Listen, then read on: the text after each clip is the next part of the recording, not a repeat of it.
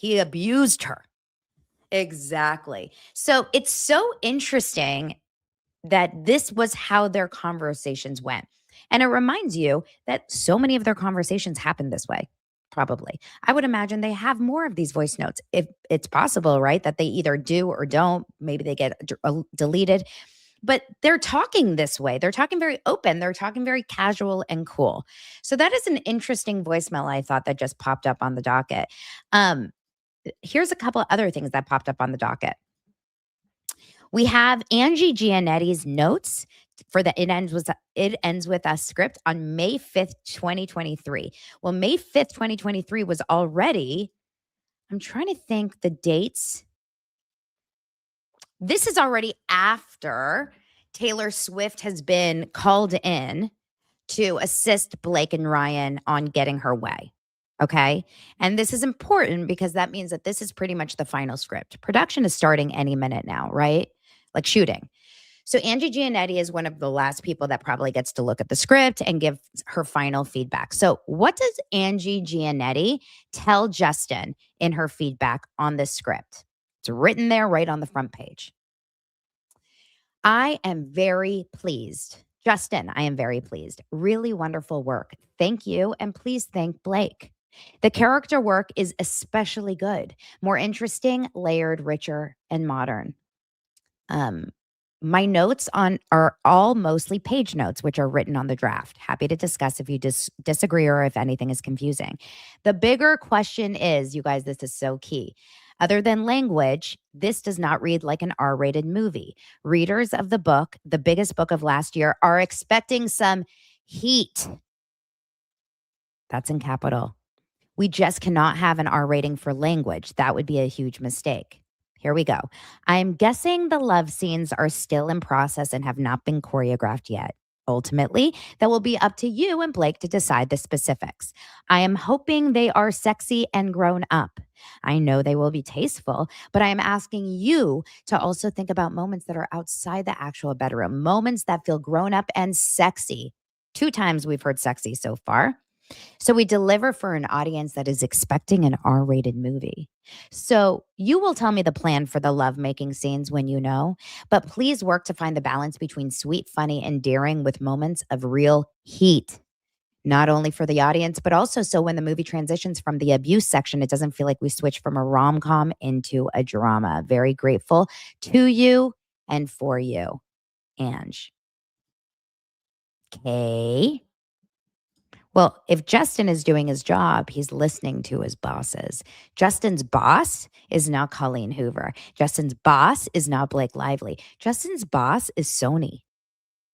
Sony is the only person in this line of command, other than Wayfair, that would have any say on anything in this film.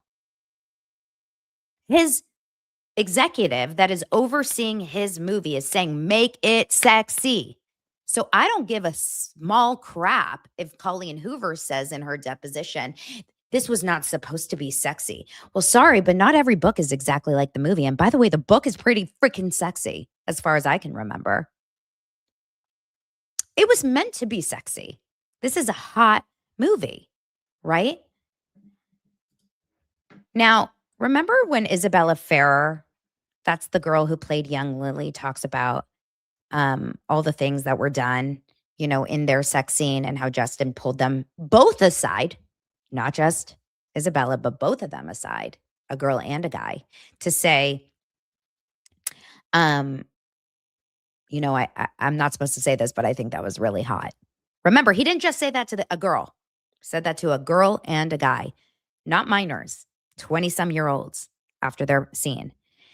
Remember how she says in her deposition that at one point Justin Baldoni told her on set to lick the cookie dough spoon? And that was like for her uncomfortable, like he added that in and it made her feel uncomfortable because now she's one of the many uncomfortable women on that set. Well, let's look at this script, you guys. It's right here in front of us. Let's search cookie on page 45. Let me make it bigger for you guys. Interior Lily's main home in the kitchen. Close on young Lily sitting on the counter. She glances at the clock. Nearing 3:30, young Atlas is whipping up some batter. Young Lily, you're not even looking at a recipe. Young Atlas, don't need one. Young Lily, you like to cook? Atlas, I probably love to cook as much as you love to grow things. Lily, what kind of cookies are you making? Atlas, my signature cookies. I call them hot chocolate cookies. Chocolate with a burnt marshmallow on top. He offers her a spoonful of dough. Taking a taste. So I don't know about you guys, but if someone's giving me a spoon of cookie dough and I take a taste, it's usually because the spoon is going to my mouth. Correct?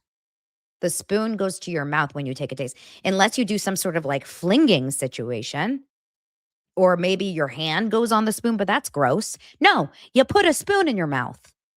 It's in the script. Let's continue. He offers her a spoonful of dough. Taking a taste, she says, "Oh, wow." Licking her lips.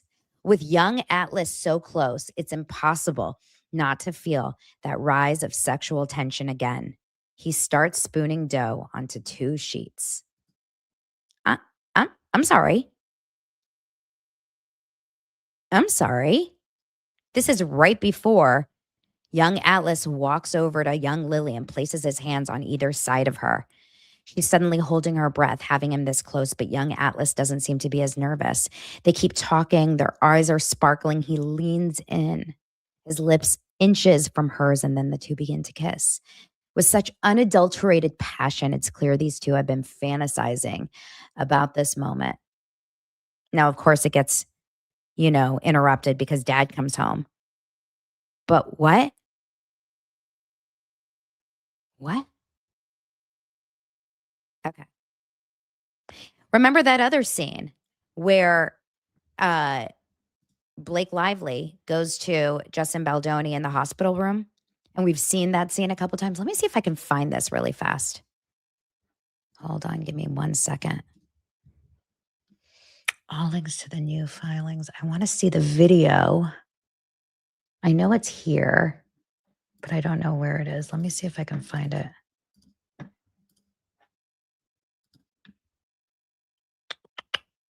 Where are the videos?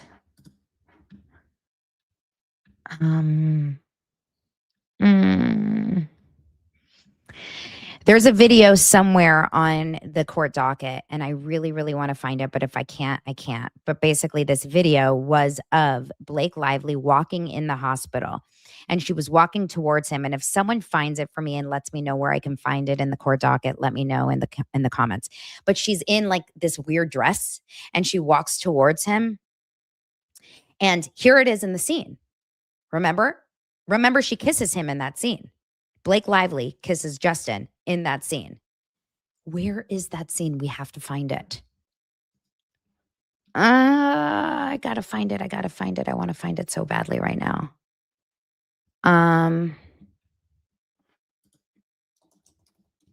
Give me 1 second. Oh, I may be able to find it. Give me 1 second.